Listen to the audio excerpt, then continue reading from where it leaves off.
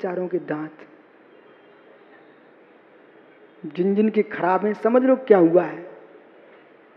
सुपारी खाने से दांत खराब हो जाते हैं, और गुटखा खाने से बेटा, सुपारी खाने से दांत ही खराब होते हैं। क्या हो रहा बेटा? ओह, ये विजय ने सिखाया कि तुझे पता था? पता था? वाह, क्या देखो रवसेन भैया, विजय चौधरी का बच्चा कह रहा है कि गुटखा खाने से स्वामी कैंसर हो जाता है। बेटा, कैंसर होने से जीवन कैंसिल हो जाता है। गुटखा खाने से कैंसर हो जाता, ठीक कह रहा ना बेटा? बहुत बढ़िया। अब तू कहते जाना, और तेरे पप्पा सब सुन रहे हैं, अब उन्हें सोचना पड़ेगा क्या करना है।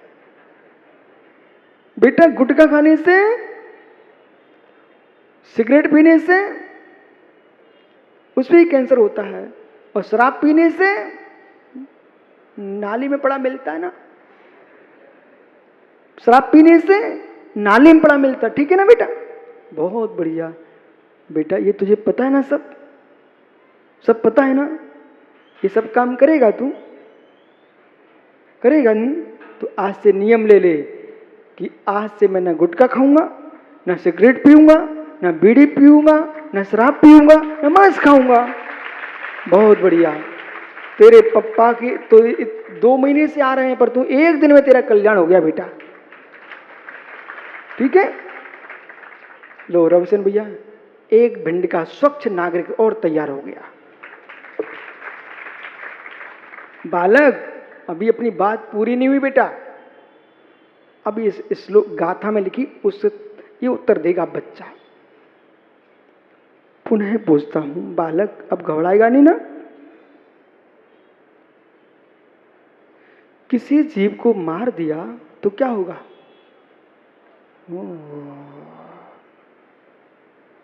ये भारत की मिट्टी की ये संस्कार बतौरिया। बेटा, जिस क्षेत्र में आप खड़े हो, जिस क्षेत्र में मैं बैठा हूं, वो भगवंतों की भूमि है, और जिस कुल में तुम जन्मे हो, ये उस कुल की प्रत्यय है।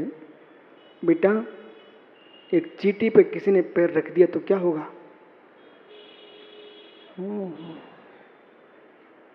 पाप पड़ेगा, ऐसा बोल रहा है। चींटी पे पैर रख दिया तो बेटा पाप पड़ जाएगा। सुन लो विशाल, वो जैन कुल से नहीं जन्मा है, ब्राह्मण कुल से आया है, समझ रहे कि नहीं?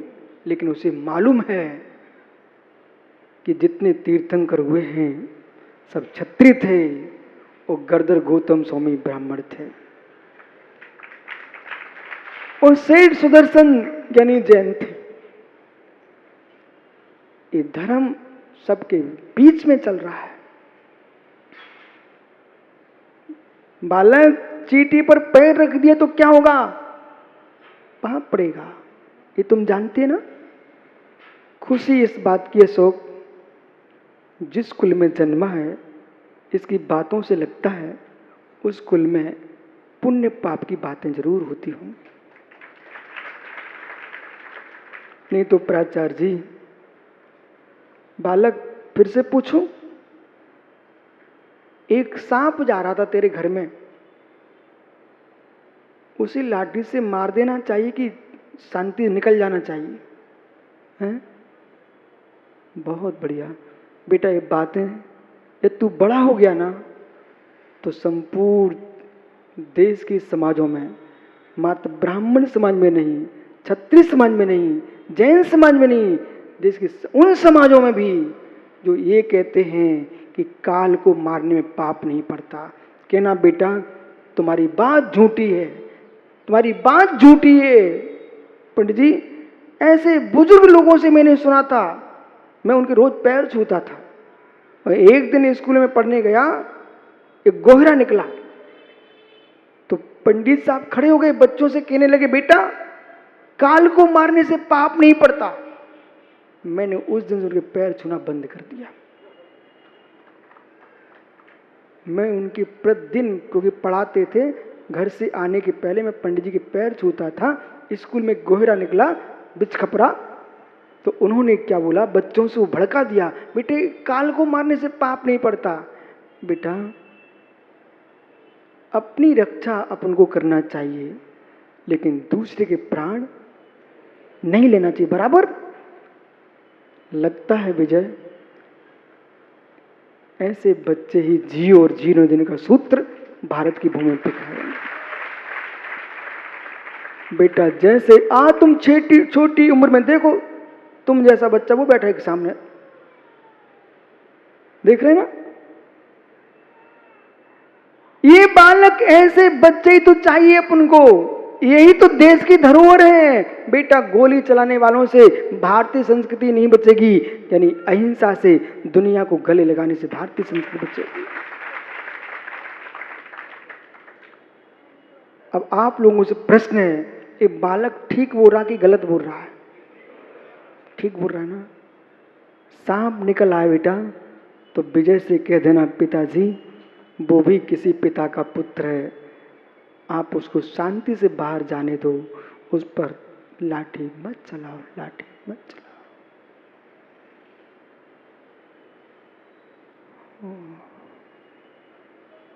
इसको अब प्रवचन की क्या जरूरत है भैया? अब प्रश्न ये है कि जितने उत्तर तुमने दिए हैं उन पर दृढ़ रहना, और बड़े होने पर पिताजी भी कहना बेटा ऐसा काम कर लो, कहना नहीं पिताजी, आप मुझे प्रवचन सभा में ले गए थे और हमने गुरुजी से नियम लिया था, अब आप कैसे तोड़ा सकते हो? पर यहां एक लिख रहे हैं, ये बच्चे ने जो जो उत्तर दिए सही दिए ना, सही दिए ना, अभी पता चलता है। जान जय चिंतित जय, अब लिखे यहां पर भगवान कह रहे हैं जान जय चिंतित जय। बेटा अभी तुम्हारी छोटी उम्र, बेटा सोने की उम्र है, सोने की नहीं, सोने की, स्वर्णमयी जीवन है। विदेशी चले गए पर ये लोग विदेशी भाषा नहीं भूल पाए, स्वर्णमय जीवन है। बालक बेटा बदल मत जाना, बेटा बदल मत जाना। आचार्यों की देखने की आंख होती है। तुझे देख करके एक बात बताऊं,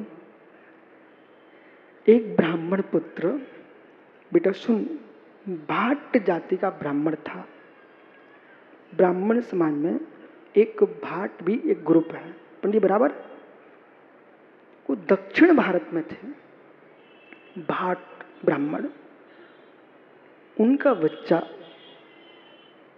जमीन पर खेल रहा था, तेरे जैसी होगा, और वह बालक क्या कर रहा था, पत्थर की गोटियों पर गोटी रख रहा था। खेल देखा गोटी वाला, वो गोटी पर गोटी रखना, कौन सा खेल है वो? हैं?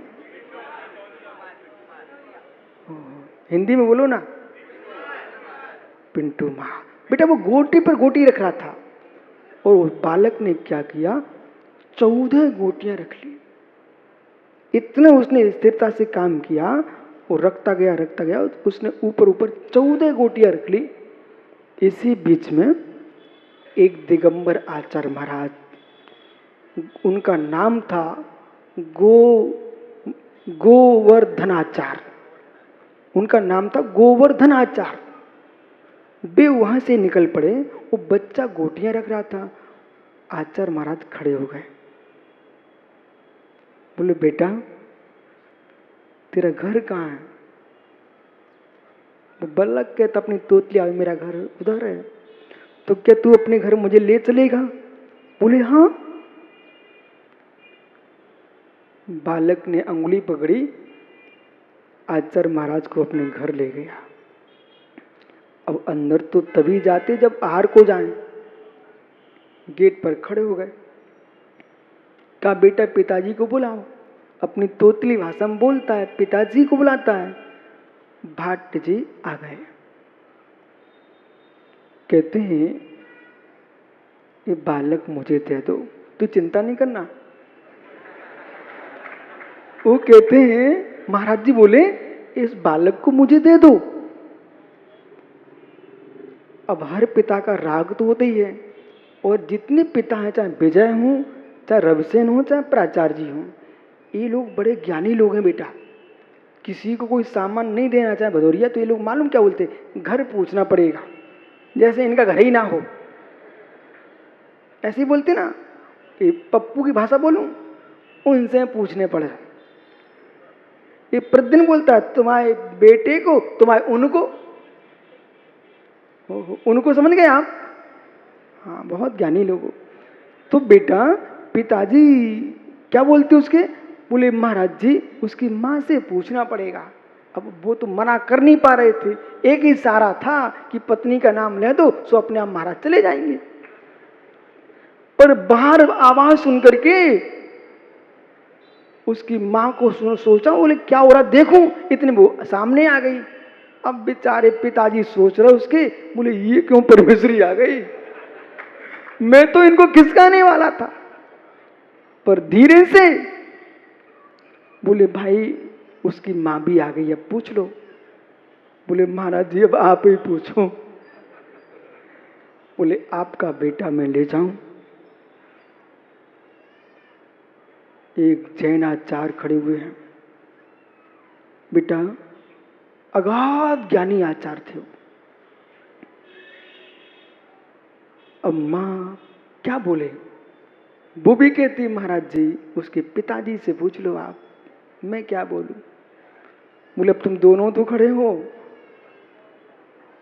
बोले महाराज जी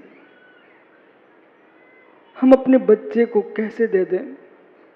बोले ऐसा करो, कहीं बालक पढ़ने जाए वहां भेजोगे कि नहीं भेजोगे? हाँ भेजूंगा ना।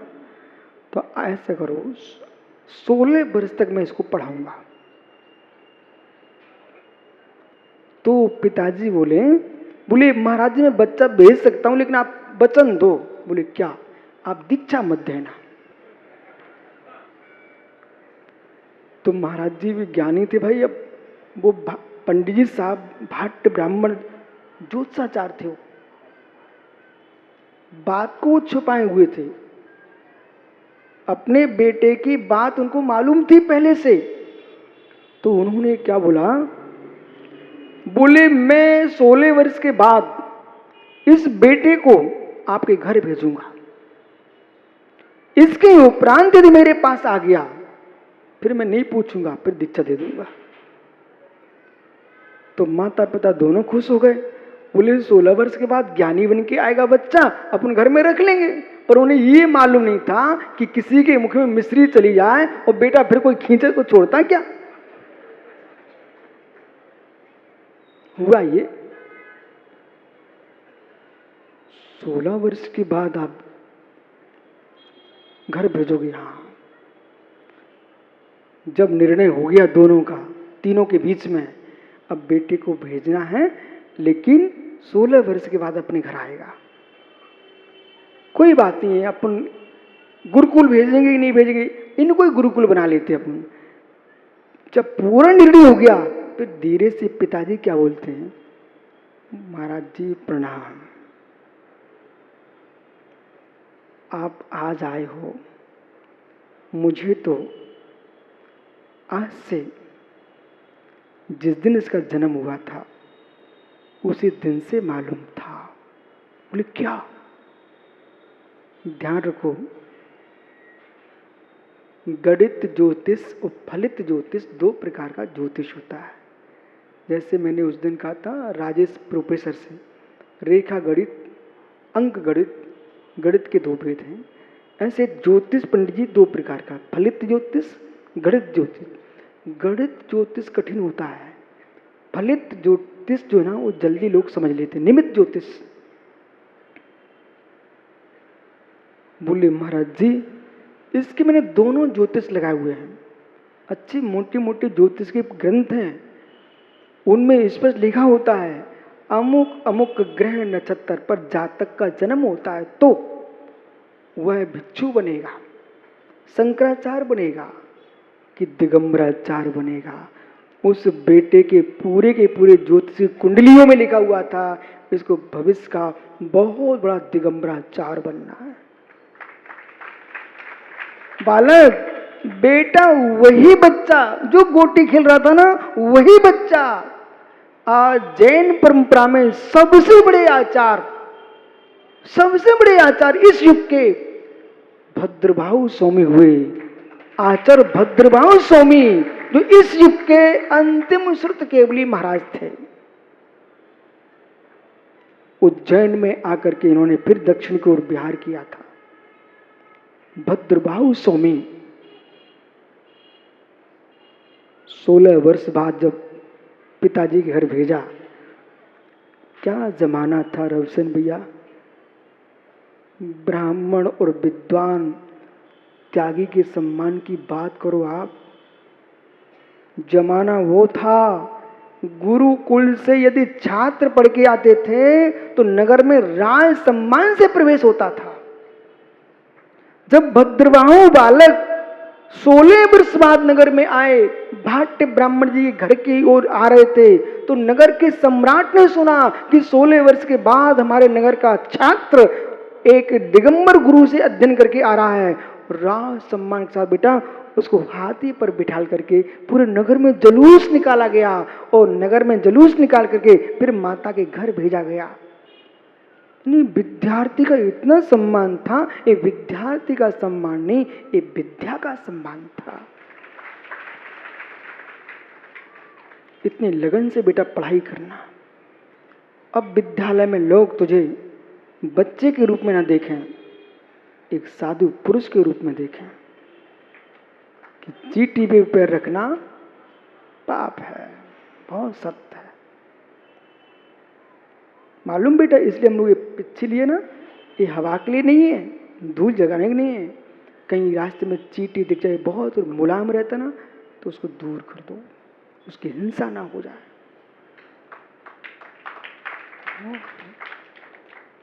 इतना तुमने सीख लिया ना सब, बैठ जाओ।